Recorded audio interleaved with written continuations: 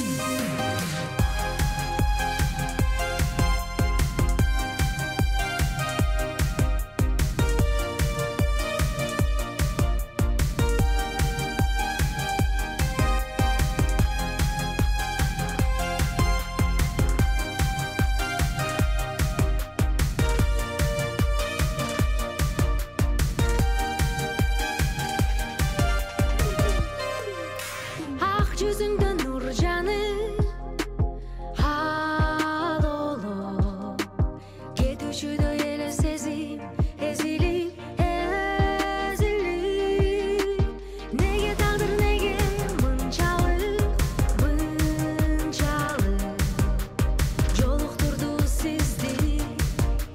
Joluqturdum sizdi geçigi. Жылдың мыкты ырчы айымы номинациясына талапкерлер. Каныкей. Асел Кадырбекова.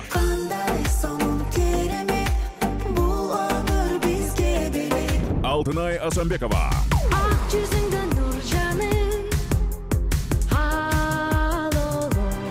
Алпаручулар Урмат Борченов, Назира Айтбекова, Актан Рыскелдиев, Мыктыбек Мукаев. Спорт ордосу. 18 декабрь. Кыргыз эстрадасынын каймактары бир сахнада. Бир гана күн. Билеттер онлайн, Кассир Кейджи сайтында жана офлайн түрдө сатылууда. Беректери Спорт ордосу жана Азия Молл 1-кабат. Байланыш үчүн номерлер 0708 27 17 83 0704 144 155. Музыка сыйлыгы 2023.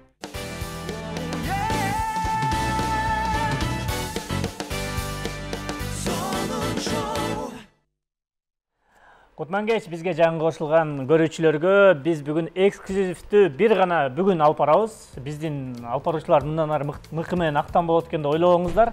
Бизде кийинки коногубуз келип калды. Жаңы эле клибин көрдүк. Актан мырза. Алтынай Нарбаева деп салбайсың. Алтынай Асанбекова бизге эфирге келгенден бери жүзүнөн жылмаюу кетпей, аябай сонун бизге сонун маанайды тартуулап жаткан кези. Кут болсун, биринчиден номинация менен куттуктайбыз. Эми бул деле ар бир ырчынын мойнуна илинбейт экен, ошондуктан кут болсун. Илинип калганыбызга эле ошо илинип калганыбыз үчүн эле шүгүр дейли, бирок эми албетте ийгилик каалайбыз. Ийгилик каалайбыз. Кандайсыз ана? Жакшы, сонун. Өзүңүздөр кандайсыздар? жалпы эл менен учураша кетейин. Жалпы көрүүчүлөргө ысык салам жолдойбуз. Колдоп бизди аягына чейин көрүп отуруңуздар дейин. 5 мүнөт чыдап койсоңор мен кетем деп. Жакшы. Алтынай, сиз эстрадага киргениңизге баягы кадам таштаганыңызга канча жыл болду быйыл? Жамгыр менен, 2019 аягы болчу да, анан 2020 деп коелу. 2020 жыл карантин болуп калып, ниште айтса да эле.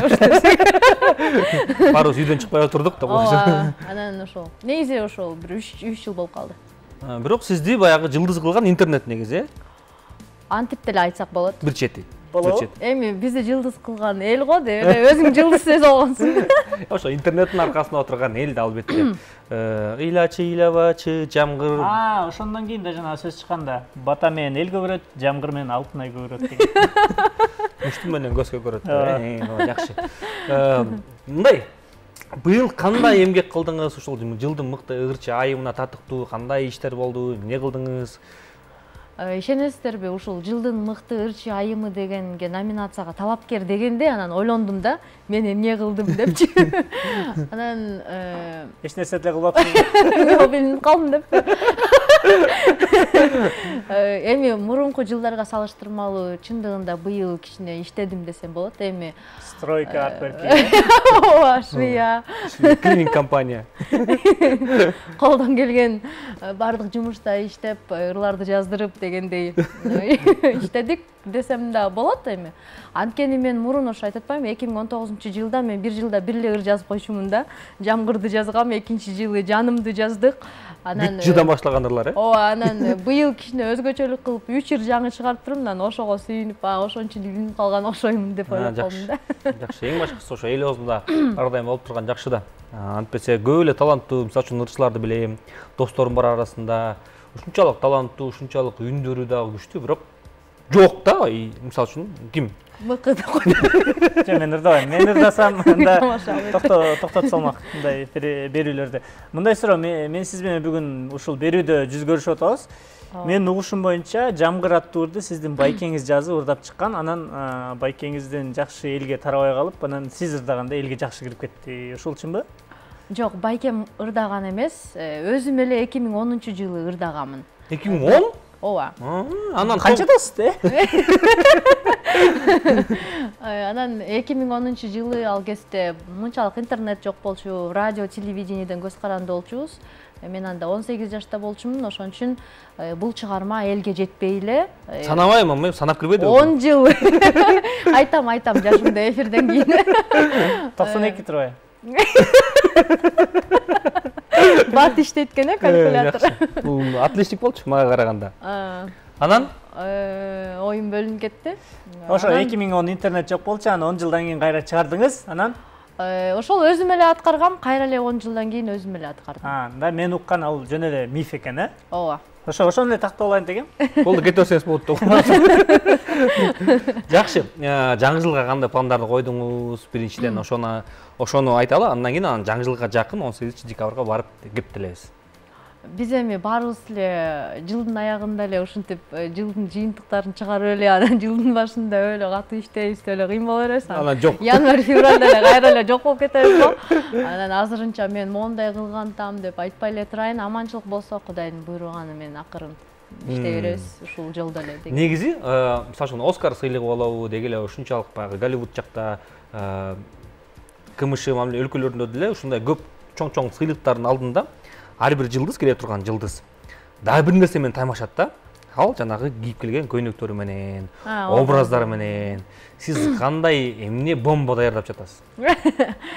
Эми баягы элге жакшы маанай тартуулоо максатында жаңы жылдагы ошол күнү аябай сулуу болгун келет экен. Эми ошонун аракетин көрүп, жакшы образда, жакшы номер менен келели деп аракет кылып атабыз. Анан ошол күнү көрөлү, Азыр мактанып алсам анан Алтынай анча деле эмес экен деп коюшпайсың. Өлө какатыбызды азыр айтып эле да. Немелер боюнча, мисалы сиздин атаандаштарыңыздар боюнча эмне деген ойдосуз? Мүмкүн алар утканга болбойт, сиз эле утушуңуз керек, же алар да күчтүү экен? Жок, менен ат салышып аткан адамдар оңой адамдар эмес экен. Коркутуп атышабы? Бурчтан чыга калып эле каныкей жеби. Оңой эмес.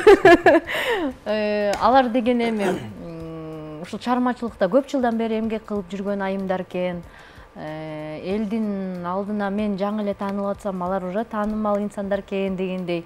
Ошол айымдар менен ат салышып атканыма эле сүйүнүп атам мен. Татыктуусу жеңсин. Анан кандай критерийлер менен, кандай эл баалайт, ким билет, бирок мен эгер бирден токтоло кетсек, Айсел айымды аябай эмгекчил айым катары сыйлайм. Биз мисалы бир жылда бир клип тартсак, тарттык, тартпасак жок болуп деле кетебиз. Ал айым аябай тырышчак, клиптин артынан клип тартып, музыка каналы менен тыгыз байланышта. Эгер ошол тыгыз байланыш боюнча, критерий боюнча эсептей турган болсок, жылдын мыкты ырчы айымына татыктуу деп мындай айта алам. Ал эми каныкей эжебизди өзүбүз эле билебиз, өзүнүн турушу эле башкача. Ошондуктан бардыгы эле татыктуу, анан мен эми деп элечи. Мен өзгөчөмүн, мен башкача мультфильмдегидеймин деп. Ошол эл тараза, эл сынчы дейт, анан элдин кандай чечими болсо дагы биз ыраазы болобуз дегендей. Жакшы. Эң башкысы Ызычы кылбайсыз эгерде утуп калсаңыз. Жок, мен аябай алыс адаммын. Андай болбойт. Жок. Сторис киргизип бүгүн туура эмес болуп калды деп чыгарбайсыз. Мен болушум керек эле деп. Эл берип койду мага деп чыгабыз анда. Жакшы. сизге 2 билет. Ар бир келген адамдарга 2ден билет берип атабыз. Бул неме апаңыз менен атаңызга деп тамаша. Чоң рахмат. Буга чейин да сизге билеттерди бериптир, ойнот деп, аны ойнотпой коюпсуз. Буларды сөзсүз ойнотуңуз, Бираз жоопкерчилик жагын мындай туралайлы. Мен музыкага келип бираз азыр тартипке келтирип атам бүт баарын. Сөзсүз түрдө. Сатуу эмей жок, Жок, мен азыр эле эфирге келердин астында ошо Instagram баракчама оюн жүктөдүм. Андыктан эстеп кетип, ошол бербеди эле өткөндө да. 6 чакыруу баракчасы бар менде. Бул менен 8 болот. Массага. Андыктан бирок мен бир кишиге 2ден берейин деп атам да, себеби баягы жанында жандоочусун ала келгенгечи.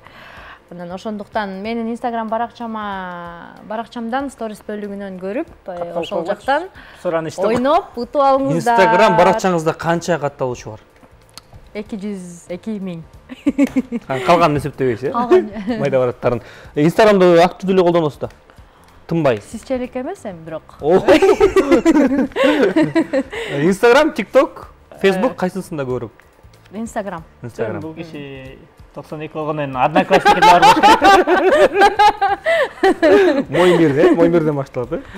Эми сизге ыраазычылык билдирели. Биринчиден ошол күйөрмандарыбыз менен азыр Тыгыз байланышта болуп туруңуз 18-не чейин. 18-ни эске сала кетсек, спорт ордосунда чоң концерт болот. Музыка сыйлыгы 2023. Барыңыздар, келиңиздер. Билеттер онлайн дагы, мындай дагы сатылып атат. Эртерээк алып калыңыздар. Орундар чектелүү. Спорт ордосунда 7 миллион кыргызды батыра албайт экенбиз. Кечирип коюңуздар. Ошо, сизге эркин микрофон, андан кийин бара берсеңиз болот. Бизге тоскоол болбойт. Эмне дейбиз? Барыңыздарды ушул музыка сыйлык тапшыруу азы менен күтөбүз. Татыктуусу жеңсин дейлик. Элибизде ар дайым ушундай майрам кече эле болуп турсун. Биз болсо сиздердин кызматыңыздарда жакшы номерлерди көрсөтүп, жакшы ырлар менен кубантып, жыл сайын аман эсен бололук. Сизге ийгилик каалайбыз. Ийгилик каалайбыз. Албетте жеңип алыңыз. Эми сиздин ордуңузда каныкей отурса деле айтмакпыз. Мисалы үчүнчү Айсел Кадырбеков отурса деле айтмакпыз, бирок ошончо деле. Албетте, бул киши ошондой бираз ооп кеткен адаттар бар. Рахмат. Мен чын жүрөктөн жеңүүнү каалайм сизге.